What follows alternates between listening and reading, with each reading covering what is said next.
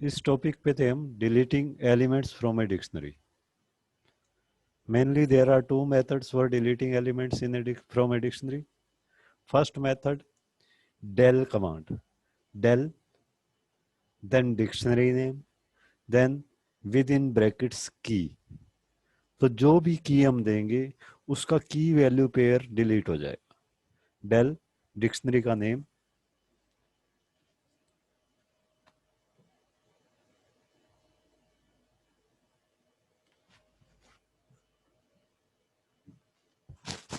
Del dictionary का name, फिर brackets के अंदर की.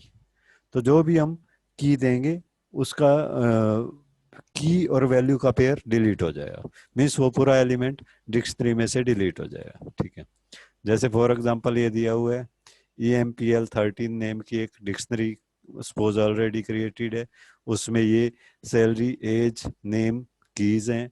उनके अंदर वैल्यू 10,024 जोन है. ठीक है. अगर हमने कर दिया डेल EMPL3 एज, तो एज की और इसकी वैल्यू ये दोनों डिलीट हो जाएंगे. ठीक.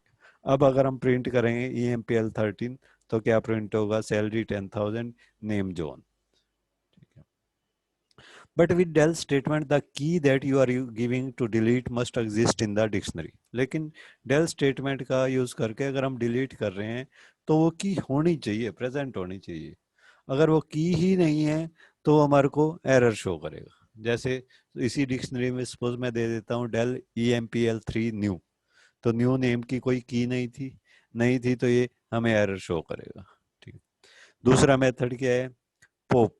पोप फंक्शन यूज कर सकते हैं, पोप मेथड यूज कर सकते हैं. Another method to delete elements from a dictionary is by using pop method. ठीक है. पोप मेथड का क्या सिंटैक्स है? डिक्शनरी, डिक्शनरी का नेम, फिर डॉट पोप. पोप दे के पैरेंथेसिस में उस की का नेम दे देंगे. तो जिस भी की का नेम दे देंगे वो की प्लस उसकी वैल्यू दोनों डिलीट हो जाएंगे. मिस की वैल्यू वाला पेयर डिलीट हो जाएगा. The pop method will not only delete the key value pair for but mentioned key but also return the corresponding value. ये उस वैल्यू को रिटर्न भी करता है. मतलब हम चाहें तो उसको डिलीट करके किसी वेरिएबल में स्टोर भी कर सकते हैं. ठीक है. जैसे मैंने ये दे दिया एम्प्लॉय. एम्प्लॉय के अंदर एम्प्लॉय एक डिक्शनरी है सपोज, इसके अंदर ये दिया हुआ है सैलरी 10,000, एज 24, नेम जोन. ठीक है. अब मैंने कर दिया एम्प्लॉय डॉट पोप एज. जब हम डेल का यूज कर रहे थे तो सिंपली डिलीट हो जाता था, लेकिन अब जब हम ये फंक्शन यूज करेंगे तो साथ में प्रिंट भी करेगा. और अगर मैं सपोज कर देता A equal employ dot pop age, तो ए के अंदर 24 स्टोर भी हो जाता. ठीक है.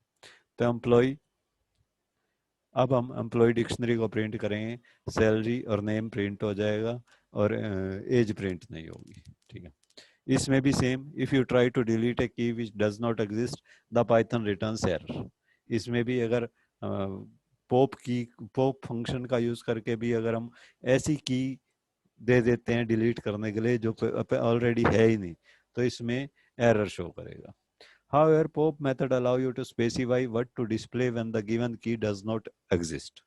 लेकिन इसमें एक और ऑप्शन है कि हम एक ऑप्शन भी यूज कर सकते हैं कि अगर ये की नहीं है तो हमें ये मैसेज डिस्प्ले करना है rather than the default error message. मतलब जो एरर मैसेज आता था वो एरर मैसेज नहीं आएगा. उस एरर मैसेज को हम चेंज कर सकते हैं, हम अपने अकॉर्डिंग कोई भी मैसेज डिस्प्ले करवा सकते हैं उस केस में जब वो की एग्जिस्ट नहीं करती उस डिक्शनरी में.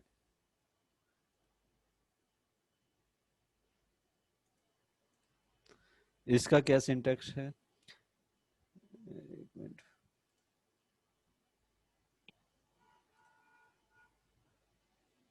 इसका सिंटैक्स है डिक्शनरी डॉट पॉप, फिर पैरेंथेसिस में की, पहले तो की दे देंगे, फिर कोमा लगा के in case of error show मी. मतलब एक मैसेज दे देंगे कि अगर एरर आ जाता है, एरर का मतलब अगर वो की एग्जिस्ट नहीं करती तो ये वाला मैसेज शो कर देगा.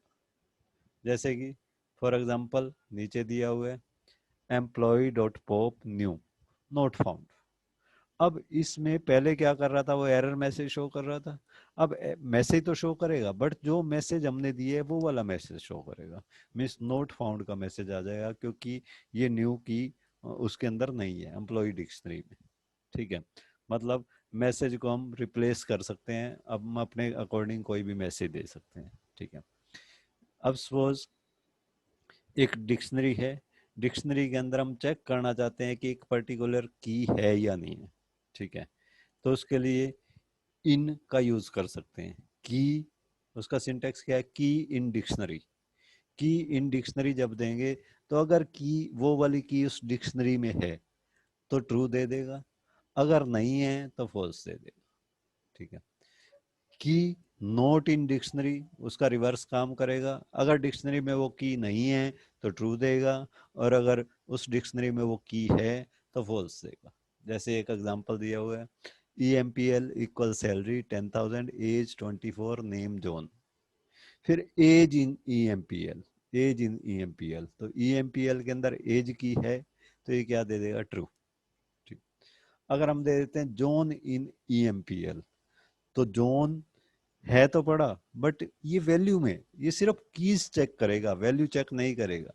तो जॉन इन ई एम पी एल जब हम देंगे तो ये क्या देगा, हमारे को फॉल्स देगा। ठीक है, इसी तरह मैं दे देता हूँ John not in E M P L, तो ये ट्रू देगा, क्योंकि जॉन इसमें ई एम पी एल में जॉन नेम की कोई की नहीं है। Age not in E M P L, ये फॉल्स देगा, क्योंकि एज नाम की ई एम पी एल में है, तो नॉट इन वाला फॉल्स दे देगा। ठीक है, please remember that the operators in and not in do not apply on values of a dictionary. ये डिक्शनरी की वैल्यूज पे अप्लाई नहीं होंगी। If you use them with dictionary name directly, that is, if you search for something with in or not in operator with a dictionary, it will only look for in the keys of the dictionary and not the value. मतलब जब भी हम इसके searching करते हैं इन या not in की help से, तो ये कहाँ पे सर्च करते हैं, हमेशा की में सर्च करेगा, ना कि वैल्यू में। जैसे फिर एक और एग्जांपल दिया हुआ है, डिक्ट वन, एक डिक्शनरी वन बनाई हुई है, A25,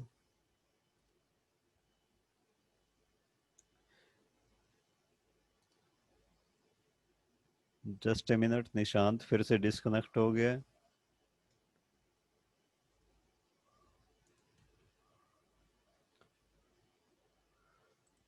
मतलब जब भी हम इन या नोट इन का यूज करके कोई भी वैल्यू सर्च करते हैं तो डिक्शनरी में वो उसकी कीज में सर्च करेगा, वैल्यू में सर्च नहीं करेगा। ठीक है, जैसे एक और एग्जांपल है, डिक्ट वन। डिक्ट वन में सपोज ये है age 25, name XYZ, salary 23,450 rupees, 50.5 rupees. ठीक है, फिर अगर मैं करता हूँ name in dict one, name in dict one, तो ये क्या देगा, ट्रू देगा, क्योंकि नेम की है। बट अगर मैं दे देता हूँ XYZ इन डिक्ट वन, अब XYZ तो है लेकिन वैल्यू में है, तो वैल्यू को सर्च नहीं करेगा, ये क्या देगा, फॉल्स देगा। However, if you need to search for a value in dictionary, अगर हम वैल्यू सर्च करना चाहते हैं, सपोज हमारी रिक्वायरमेंट ही यही है कि हम डिक्शनरी की कीज में सर्च नहीं करना चाहते, हम वैल्यू सर्च करना चाहते हैं, तो हम डिक्शनरी नेम के साथ वैल्यूज यूज कर देंगे। ठीक है, जैसे XYZ in dict one dot values, dot value लगा दें डिक्शनरी नेम के साथ, तो ये अब वैल्यूज में सर्च करेगा, तो अब इसकी वैल्यू क्या देगा, ट्रू देगा, क्योंकि नेम के अंदर है ही। ठीक है, अगर हम सिर्फ XYZ इन डिक्ट वन देते विदाउट वैल्यू फंक्शन यूज किए, तो क्या देता, ये फॉल्स देता, क्योंकि उस केस में वो सिर्फ कीज को चेक करते हैं। अगर कीज को चेक करना है तो हमने सीधा वैल्यू इन डिक्शनरी नेम ये यूज करना है। ठीक है, और अगर हमने वैल्यूज चेक करना है तो value in dictionary name dot values, तो फिर वो वैल्यूज चेक करेगा। ठीक है, now next topic is printing a dictionary. ठीक, प्रिंट कैसे करें डिक्शनरी को, सिंपली प्रिंट फंक्शन का यूज करके, print winners, print winners print करके पैरेंथेसिस में उस डिक्शनरी का नेम दे देंगे। तो विनर्स नेम की डिक्शनरी सपोज ये क्रिएट की हुई है, विनर्स में हमने ये दिया हुआ निहार 3, रोहन 5, जैबा 3, रोशन 1, जेम्स 5। ये हमने 5 कीज ली हुई हैं, निहार, रोहन, जैबा, रोशन, जेम्स। उनकी वैल्यू ली है 3, 5, 3, 1, 5। ठीक है, तो प्रिंट विनर्स जब करेंगे तो ये एज इट इज इस डिक्शनरी को प्रिंट कर देगा, प्रिंट विनर्स जब करेंगे सर। ठीक है, from above style of printing dictionary you can still make out the keys and values, but if the dictionary is large, they then should not there be any way of printing dictionary in a way that makes it more readable and presentable। मतलब क्या है, from above style of printing dictionary you can still make out the keys and values। हम इसमें से भी keys और values print कर सकते हैं, but if the dictionary is large then should not there be any another, मतलब कि एक और मेथड बताया हुआ है, ठीक है, प्रिंट करने का। Well there certainly is a way, for this you need to import JSON model. JSON JSON model के अंदर एक फंक्शन यूज किया हुआ है डंप्स, उस डंप्स का यूज कर सकते हैं। ठीक है, for this you need to import JSON module by giving statement import JSON. मतलब जब हम इस प्रोग्राम को स्टार्ट करेंगे तो उसके स्टार्टिंग में क्या लिखेंगे, इंपोर्ट जेसन। तो जेसन मॉड्यूल हमारे प्रोग्राम के अंदर इंक्लूड हो जाएगा, उसके सारे फंक्शन हमारे प्रोग्राम के अंदर इंक्लूड हो जाएंगे। ठीक, एक्चुअली मेनली 3 टाइप्स के फंक्शंस होते हैं, एक इनबिल्ट होते हैं, ठीक, एक स्टैंडर्ड फंक्शन होते हैं जिनको लाइब्रेरी फंक्शंस भी बोलते हैं, ये आगे डिटेल में आएगा नेक्स्ट फंक्शन वाले चैप्टर में। ठीक है, अभी इनकी जस्ट इंट्रो दे रहा हूँ तुम्हारे को। 3 टाइप के मेनली फंक्शंस होते हैं, एक होते हैं स्टैंडर्ड फंक्शन या लाइब्रेरी फंक्शंस भी बोलते हैं, दूसरे होते हैं इनबिल्ट फंक्शंस, और तीसरे होते हैं user defined functions. User inbuilt functions क्या होते हैं, उनके लिए कोई भी मॉड्यूल हमें इंपोर्ट करने की जरूरत नहीं होती। जैसे ही हम पाइथन स्टार्ट करते हैं ऑटोमेटिकली वो function actually as a part of Python होते हैं, उस लैंग्वेज का ही एक पार्ट होते हैं, ऑटोमेटिकली उसके अंदर वो इंक्लूडेड होते हैं, हमें उनको इंपोर्ट करने की जरूरत नहीं होती। फंक्शन होते क्या है, pre written set of instructions, पहले से लिखी हुई सेट ऑफ इंस्ट्रक्शंस, या यूं कह लो पहले से लिखे हुए प्रोग्राम्स होते हैं, हमें सिर्फ उनको यूज करना होता है, हमें उन स्टेटमेंट्स को दोबारा लिखने की जरूरत नहीं है। ठीक है, तो इनबिल्ट तो ऑलरेडी पाइथन के अंदर इंक्लूडेड होती हैं। दूसरी होती है स्टैंडर्ड या फिर library functions. Standard library functions के लिए अलग अलग मॉड्यूल बने होते हैं, उन मॉड्यूल के अंदर जैसे मैथ का एक मॉड्यूल बना हुआ है, उसमें मैथ्स के काफी सारे फंक्शंस डाले हुए हैं। ठीक है, तो अगर हम उन फंक्शंस में से कोई फंक्शन यूज करना चाहते हैं तो हमें पहले मैथ्स का मॉड्यूल इंपोर्ट करना पड़ेगा, मीन्स प्रोग्राम के स्टार्टिंग में लिखना पड़ेगा इंपोर्ट मैथ्स। ठीक है, इसी तरह स्ट्रिंग से रिलेटेड कुछ फंक्शंस हैं स्ट्रिंग मॉड्यूल में, अलग अलग फंक्शंस अलग अलग मॉड्यूल्स में, तो उनको हमें इंपोर्ट करना पड़ता है, वो होते हैं लाइब्रेरी फंक्शंस। अब मान लो ये तो ऑलरेडी क्रिएटेड है दोनों ही, हम खुद का कोई फंक्शन क्रिएट करके और उसको स्टोर करके रखना चाहते हैं, तो उन फंक्शंस को बोला जाता है user defined functions. Mainly 3 type के फंक्शंस हैं, इनबिल्ट फंक्शन जो बाय डिफॉल्ट ही अवेलेबल रहते हैं, हमें उसके लिए कुछ भी करने की जरूरत नहीं है, वो as a part of Python use होते हैं।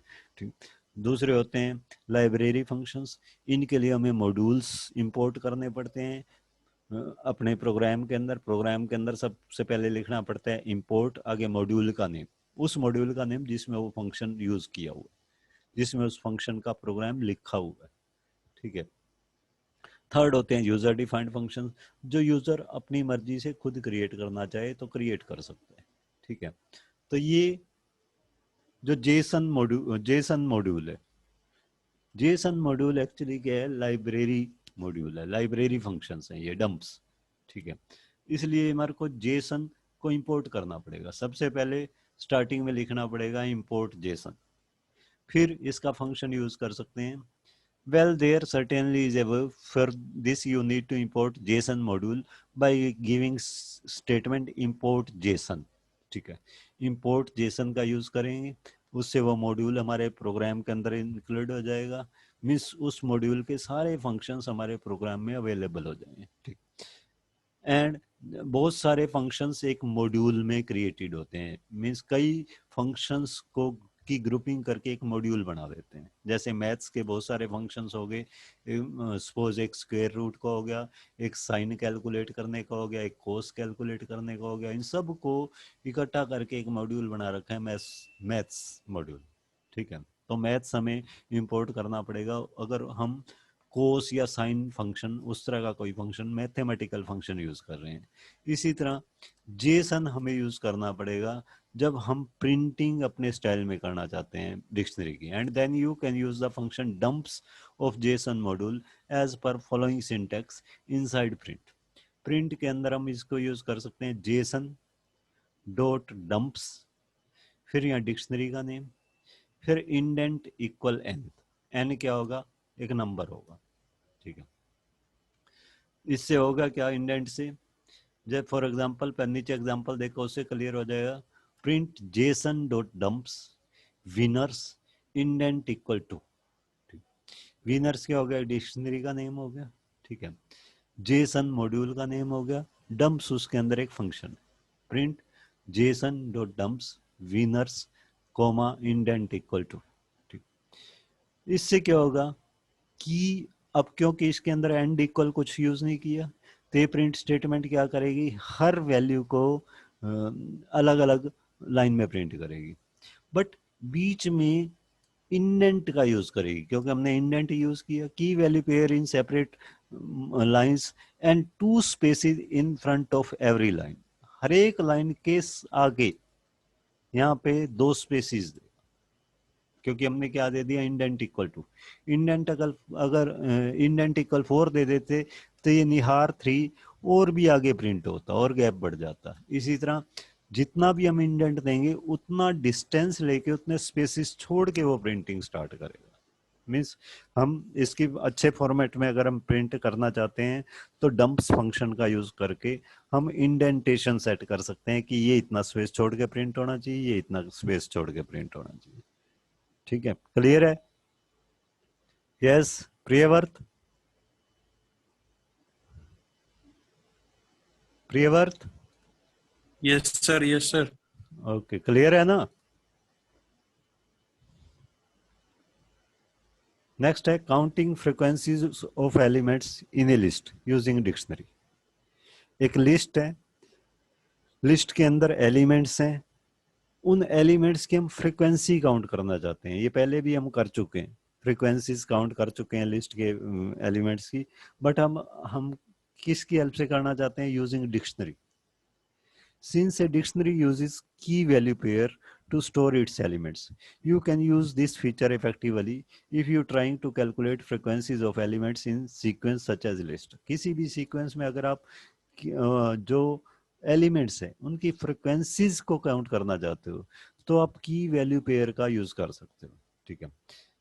इसके लिए क्या करें? Create an empty dictionary. एक एम्प्टी डिक्शनरी क्रिएट करो। Take up an element from list, list में से एक एलिमेंट ले लो, ठीक है। First element first time, second element second time and so on. Means पहली बार पहला एलिमेंट ले लो, फिर दूसरी बार दूसरा एलिमेंट ले लो, तीसरी बार तीसरा एलिमेंट ले लो। Check if this element exist as a key in dictionary. Check करो कि वो एलिमेंट जो अपने डिक्शनरी बनाई है उसकी की में है या नहीं। If not then add key value to dictionary in the form list element count of list element in list, ठीक। अगर नहीं है तो उसको डिक्शनरी में ऐड कर दो की वैल्यू के पेयर में। की में तो वही की हो जाएगी, वो एलिमेंट हो जाएगा। वैल्यू में क्या दे दो कि वो कितनी बार आ चुके हैं, count of list element in list, ठीक है। उससे क्या होगा? वो उसकी फ्रीक्वेंसी काउंट कर देगा। आगे पूरा इसका प्रोग्राम एग्जांपल भी दिया होगा, ठीक है। यहाँ नीचे देखो, अच्छा, following program illustrates this, but before we move on to the program code, it will be good if we talk about an interesting and useful function split. इससे पहले हम एक और फंक्शन, इस प्रोग्राम को देखने से पहले एक और फंक्शन देखते हैं हम, split, that you can use with text to split it in words. मान लो हमें एक सेंटेंस दिया हुआ है, उस सेंटेंस को हमें अलग अलग वर्ड्स में स्प्लिट करना है, ठीक है, अलग अलग वर्ड्स में डिवाइड करना है, तो हम इसका यूज कर सकते हैं split. It will come handy, especially if try to find frequencies of words in a sentence or in a text file. मान लो एक टेक्स्ट फाइल है, फाइल क्रिएट की हुई है, आगे चल के हम प्रोग्राम करेंगे जिसकी हेल्प से, जैसे एमएस वर्ड में हम फाइल क्रिएट करते हैं, पाइथन में भी हम फाइल्स क्रिएट करेंगे, ठीक है। तो मान लो हमने एक उस तरह की टेक्स्ट फाइल क्रिएट की हुई है, या फिर एक पूरा सेंटेंस लिया हुआ है, उसमें हम नंबर ऑफ वर्ड्स चेक करना चाहते हैं कि वेयर कितनी बार यूज हुआ है, वट कितनी बार यूज हुआ है, इज कितनी बार यूज हुआ है, उन वर्ड्स की फ्रिक्वेंसी हम काउंट करना चाहते हैं। तो उन वर्ड्स को अलग अलग स्प्लिट करने के लिए स्प्लिट का यूज कर सकते हैं। The split works on string type data and breaks up a string into words and create a list out of it. Split function actually करता क्या है, इसको हम एक स्टेटमेंट देंगे, एक स्ट्रिंग देंगे, ये क्या करेगा, उस स्ट्रिंग को अलग अलग वर्ड्स में डिवाइड कर देगा, ठीक है, और उसकी एक लिस्ट बना देगा, अलग अलग वर्ड्स की एक लिस्ट बना देगा, ठीक है। मीन्स जैसे फॉर एग्जांपल ये दिया हुआ है, text equal this is sample string, this is sample string, तो दिस एक वर्ड हो गया, इज एक वर्ड हो गया। अब ये वर्ड ब्रेक काम आनेगा जहां हमने स्पेस दिया हुआ है, जहां पे भी हमने स्पेस दिया उसको वर्ड ब्रेक मान लेगा, ठीक है। Text equal this is sample string. फिर हमने क्या किया, words equal text dot split, तो टेक्स्ट में क्या था, ये सेंटेंस था, टेक्स्ट डॉट स्प्लिट, ये इस टेक्स्ट को स्प्लिट कर देगा, स्प्लिट का मतलब अलग अलग वर्ड्स में डिवाइड कर देगा, और उसकी एक लिस्ट क्रिएट कर देगा, उस लिस्ट को कहाँ पे स्टोर कर देगा, वर्ड्स नेम में, वर्ड्स नेम की एक लिस्ट क्रिएट हो जाएगी जिसमें एलिमेंट्स कौन से होंगे, उसके अलग अलग वर्ड्स, ठीक है। अब वर्ड्स को प्रिंट करेंगे तो ये लिस्ट प्रिंट हो जाएगी, दिस इसका फर्स्ट एलिमेंट हो गया, इज इसका सेकंड एलिमेंट हो गया, सैंपल थर्ड एलिमेंट हो गया, और स्ट्रिंग फोर्थ एलिमेंट हो गया, ठीक है। इसी तरह एक एग्जांपल ये दिया हुआ है, टेक्स्ट इक्वल 1 2 3, ठीक, ये एक टेक्स्ट ले लिया, मीन्स एक सेंटेंस ले लिया 1 2 3, ठीक है। Words equal text dot split, text dot split, comma, अब साथ में कोटेशन में हम कोमा भी दे सकते हैं, मीन्स अगर हम कुछ भी ना दे स्प्लिट के साथ, अगर हम आर्गुमेंट कुछ भी ना दे तो क्या मानता है कि कहाँ से स्प्लिट करना है, जहाँ पे स्पेस आएगा। लेकिन अगर हम चाहते हैं कि कोमा से सेपरेट करें, मीन्स कोमा जहाँ पे आए वहां से वर्ड को ब्रेक करें, तो यहाँ स्प्लिट के अंदर पैरेंथेसिस में डबल कोट्स में डाल देंगे कोमा, तो जहाँ पे भी कोमा आएगा वहां से ये वर्ड को डिवाइड करेगा, ठीक है। फिर अगर हम वर्ड्स को प्रिंट करें तो ये एक लिस्ट वैसे के वैसे प्रिंट कर देगा 1 2 3, बट अब इसमें इसने स्प्लिट कहाँ से किया, जहाँ कोमा है, ठीक है। Code on the left separate individual words on the basis of default separator white space from the string text, and code on the right, means ये दो कोडिंग दी हुई है। लेफ्ट वाला तो क्या कर रहा है, डिफॉल्ट स्पेसिंग लेके, डिफॉल्ट ब्रेक करेक्टर लेके चल रहा है, डिफॉल्ट ब्रेक करेक्टर कौन सा होता है, स्पेस, ठीक। जबकि ये क्या, राइट हैंड वाला 1 2 3 वाला क्या कर रहा है, ये कोमा एज ए सेपरेटर लेके चल रहा है, ठीक है। इसमें हमें स्प्लिट फंक्शन के अंदर एज ए आर्गुमेंट कोमा देना होगा, ठीक। By default split breaks up a text based on white spaces, but you can give a separator character also. By default तो ये वाइट स्पेसिस जहाँ आते हैं वहां से ब्रेक करता है, लेकिन अगर हम चाहें तो उसको सेपरेटर करेक्टर भी दे सकते हैं कि इस करेक्टर से सेपरेट करना है, जहाँ पे भी ये करेक्टर आ जाए वहां से सेपरेट करना है, ठीक है। अब ये एक एग्जांपल दिया हुआ है, program to count the frequency of a list elements using a dictionary, ठीक। डिक्शनरी का यूज करके हमने क्या करना है, लिस्ट के एलिमेंट्स की फ्रीक्वेंसीज काउंट करनी है कि उस लिस्ट में कौन सा एलिमेंट कितनी बार यूज किया हुआ, ठीक। इंपोर्ट जेसन, इंपोर्ट जेसन किस लिए यूज किया हुआ है, ताकि हम इंडेंटेशन कर सकें, ताकि हम प्रॉपर स्पेसिंग दे सकें, उसके लिए दिया हुआ। Import Jason, sentence equal this is a super idea, this backslash idea will change the idea of learning. ठीक है, अब इसमें क्या किया हुआ है, यहाँ लाइन के एंड में बैकस्लैश क्यों यूज किया हुआ है, क्योंकि जब हम मल्टी लाइन स्ट्रिंग यूज करते हैं तो लास्ट में हमें बैकस्लैश यूज करना होता है। ठीक है, या फिर डॉक स्ट्रिंग की फॉर्म में लेना होता है, मीन्स 3 बार सिंगल कोट्स डबल कोट्स में इंक्लूड करना होता है, या फिर हर एक लाइन के एंड में हमें क्या करना होता है, बैक स्लैश यूज करना होता है, जिससे ये क्लियर हो जाए कि नेक्स्ट नेक्स्ट लाइन पे ही आना। ठीक है, words equal sentence dot split. अब सेंटेंस में ये पूरा सेंटेंस था, words equal sentence dot split, इससे क्या होगा, वर्ड्स नाम की एक लिस्ट क्रिएट हो जाएगी, उसमें इसका हर एक word as an element store हो जाए। ठीक है, फिर D equal curly braces start curly braces close, इससे क्या होगा, एक एम्प्टी डिक्शनरी क्रिएट हो जाए, एम्प्टी डिक्शनरी क्रिएट होगी। फिर हम क्या करें, for one in words, for loop का यूज करेंगे, for variable in list, words क्या है, अब एक लिस्ट है, इसके अंदर हर एक वर्ड अलग से स्प्लिट हो गया आ चुका। ठीक है, की इक्वल वन, की में क्या स्टोर कर दिया, वन, वन वेरिएबल में क्या आएगा, पहले ऑटोमेटिकली पहले पहला वर्ड आएगा, फिर दूसरा आएगा, फिर तीसरा आएगा, तो पहले पहला वर्ड आ गया, की इक्वल वन। इफ की नोट इन डी, अगर की डी में नहीं है, डी में नहीं है मतलब डिक्शनरी में नहीं है। ठीक, अगर की ऑलरेडी डिक्शनरी में नहीं है तो count equal words dot count की, डी की equal count, count equal words dot count की। ठीक, count equal words, count name का एक वेरिएबल लिया, इक्वल वर्ड्स डॉट काउंट की,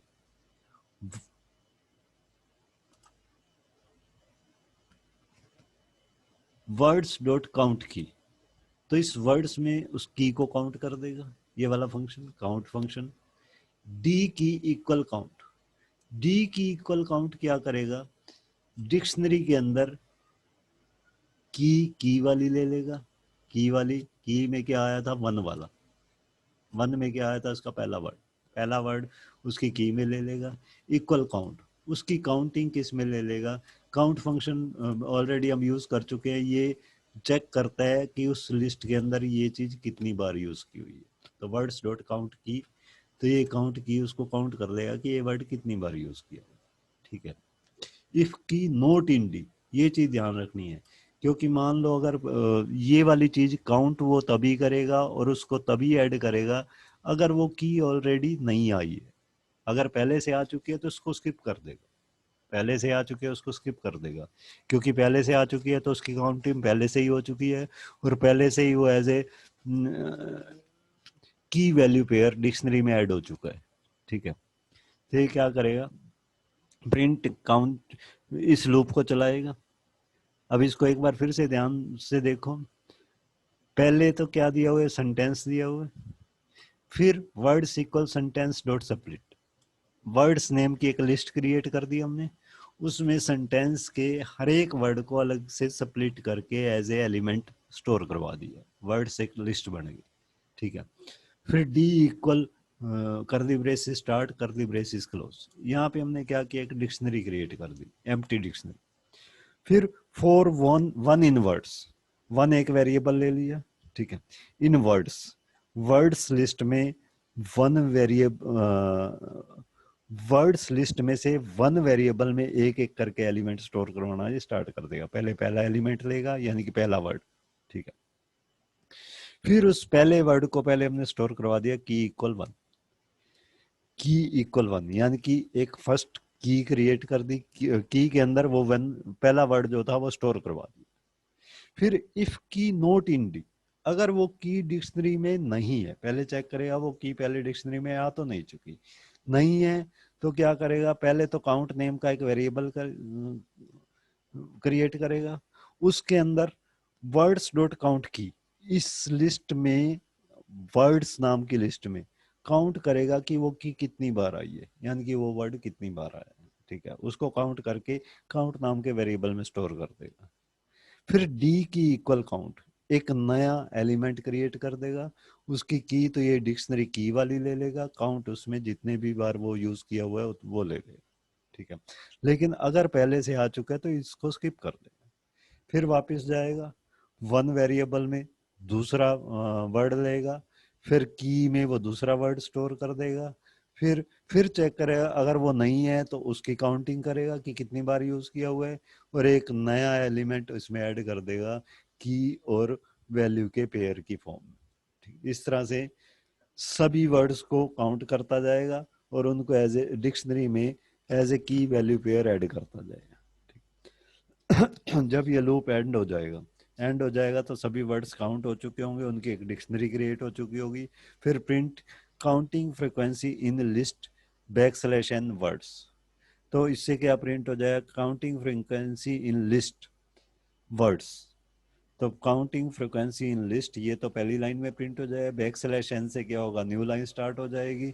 फिर वर्ड्स क्या था, लिस्ट, तो लिस्ट में अलग अलग वर्ड सारे प्रिंट हो जाएंगे। This is a super idea, क्योंकि इसने वर्ड्स में हमने क्या किया था, हर एक वर्ड को स्प्लिट करके एक डिक्शनरी क्रिएट कर दी थी, ठीक है। तो ये सारे लिस्ट प्रिंट हो जाएगी।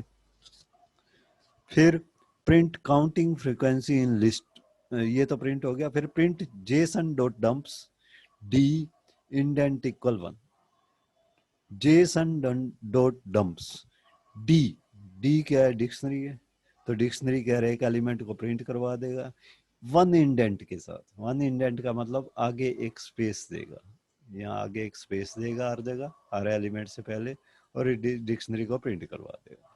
पहले पहला वर्ड आया दिस, पहला वर्ड इसने चेक किया दिस को डिक्शनरी में नहीं मिला, तो इसने इसमें डिक्शनरी में ऐड करवा दिया। पर पहले क्या किया, इसकी फ्रीक्वेंसी काउंट की, दिस 2 बार यूज किया हुआ है, तो दिस 2, ये इसकी फ्रीक्वेंसी भी ऐड की हुई मिल जाएगी। फिर नेक्स्ट पे आया, फिर एक स्पेस दिया क्योंकि इंडेंट 1 दिया हुआ है। फिर इज की फ्रीक्वेंसी, इज हमारा एक बार यूज किया हुआ है, फिर ए की फ्रीक्वेंसी, सुपर की फ्रीक्वेंसी, इस तरह से ये सारी हर एक वर्ड्स की फ्रीक्वेंसीज हमारे को प्रिंट करके बता दे। क्लियर है ये? Yes. Priyavart, Aman, Yes, sir. Nishant.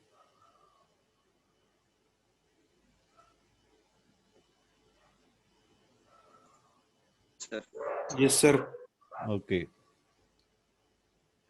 Dictionary functions and methods, dictionary में कौन कौन से फंक्शंस यूज होते हैं, वही फर्स्ट फंक्शन तो len फंक्शन, len मेथड भी बोलते हैं इसको। len में वो नंबर ऑफ एलिमेंट्स काउंट करके बता देते हैं। नंबर ऑफ एलिमेंट्स का मतलब क्या हो गया, अब एक की और एक वैल्यू, इनको एक ही एलिमेंट मानेगा, की वैल्यू पेयर को एक एलिमेंट मानेगा। जैसे फॉर एग्जांपल ये दिया हुआ employ equal name John salary 10,000 age 24, तो इसमें 3 की 3 ही वैल्यूज हैं। तो लेंथ ऑफ एम्प्लॉय जब हम प्रिंट करवाएंगे तो ये क्या प्रिंट करेगा, 3 प्रिंट करेगा, क्योंकि की वैल्यू के पेयर को एक एलिमेंट मानेगा, ठीक है। फिर हमने क्या दिया, एम्प्लॉय डिपार्टमेंट इक्वल सेल्स, इससे क्या हो गया, एक नई की ऐड हो गई डिपार्टमेंट, और उसके अंदर वैल्यू क्या स्टोर हो गई, सेल्स। अब अगर हम प्रिंट करवाते हैं लेंथ ऑफ एम्प्लॉय, तो ये क्या प्रिंट करवाएगा, 4 प्रिंट करवाएगा, क्योंकि इससे एक पेयर और बढ़ चुका है, ठीक है। नेक्स्ट है clear method, this method removes all items from dictionary, dictionary में से सारी की सारी आइटम रिमूव कर देगा, and the dictionary becomes empty dictionary, ठीक है। पोस्ट दिस मेथड, इस मेथड के यूज होने के बाद वो डिक्शनरी क्या हो जाएगी, खाली हो जाएगी, बिल्कुल एम्प्टी हो जाएगी, उसके सारे जितने भी की वैल्यू पेयर थे वो सब डिलीट हो जाएंगे, ठीक। इसका सिंटैक्स क्या है, डिक्शनरी का नेम डॉट क्लियर, इससे क्या होगा, उसके सारे के सारे एलिमेंट डिलीट हो जाएंगे। ये चीज ध्यान रखनी है, डिक्शनरी एम्प्टी होगी, वो डिक्शनरी खत्म नहीं होगी, उस नाम की डिक्शनरी तो रहेगी बट वो रहेगी एम्प्टी, ठीक है। जैसे एग्जांपल दिया है, employ equal name John salary 10,000 age 24, ये हमने 3 एलिमेंट लिए हुए हैं। एम्प्लॉय डॉट क्लियर, ये करते ही वो डिक्शनरी एम्प्टी हो जाएगी। अब अगर हम एम्प्लॉय प्रिंट करते हैं तो ये एम्प्टी डिक्शनरी प्रिंट कर देगा, ठीक। The clear method does not delete the dictionary, it just deletes all the elements inside the dictionary. वही चीज जो मैं बता रहा हूँ कि डिक्शनरी के सारे एलिमेंट्स को डिलीट कर देगा लेकिन डिक्शनरी खत्म नहीं होगी। If however you want to delete the dictionary itself so that dictionary is also removed and no object remains, then you can use del statement। अगर हम उस डिक्शनरी को खत्म ही करना चाहते हैं, ठीक है, खत्म करना चाहते हैं तो हम क्या करें, डेल का यूज करेंगे। डेल आगे डिक्शनरी का नेम, जैसे हमने दे दिया डेल एम्प्लॉय, पहले एम्प्लॉय नाम की एक डिक्शनरी क्रिएट की, उसके अंदर ये स्टोर किया, ठीक है, फिर मैंने दे दिया डेल एम्प्लॉय। तो इससे क्या होगा, एम्प्लॉय नेम की डिक्शनरी बिल्कुल खत्म हो जाएगी, एम्प्टी भी नहीं रहेगी, ठीक है। अब अगर मैं एम्प्लॉय प्रिंट करता हूँ तो ये क्या शो करेगा, मेरे को एरर शो करेगा क्योंकि एम्प्लॉय नेम की कोई डिक्शनरी है ही नहीं, ठीक है। तो डेल से डिलीट किया जा सकता है, पूरी डिक्शनरी को खत्म किया जा सकता है। Next get method. Get method क्या है, with this method you can get the item with the given key similar to dictionary key. If the key is not present, Python by default gives error, but you can specify your own message through. ये इसका syntax देखो, example देखो पहले, ठीक। EMPL1 salary 10,000, department sales, age 24, name John. ये एक dictionary create की हुई है हमने EMPL1, ठीक है। फिर हमने दे दिया EMPL1 dot get department. Get department तो ये चेक करेगा कि इसमें कोई डिपार्टमेंट नाम की है या नहीं है, तो उसकी वैल्यू क्या है, जो भी वैल्यू है वो प्रिंट करवा दे, ठीक है। लेकिन अगर नहीं है तो ये क्या करेगा, हमारे को एक एरर मैसेज देगा। और अगर अगर हम उस एरर मैसेज को अपने हिसाब से मॉडिफाई करना चाहते हैं, चेंज करना चाहते हैं कि ये वाला एरर मैसेज आना चाहिए, ये वाला मैसेज डिस्प्ले होना चाहिए, तो वो भी हम डिस्प्ले करवा सकते हैं, ठीक है। जैसे फॉर एग्जांपल मैंने ये दे दिया EMPL1 डॉट गेट डिजाइन।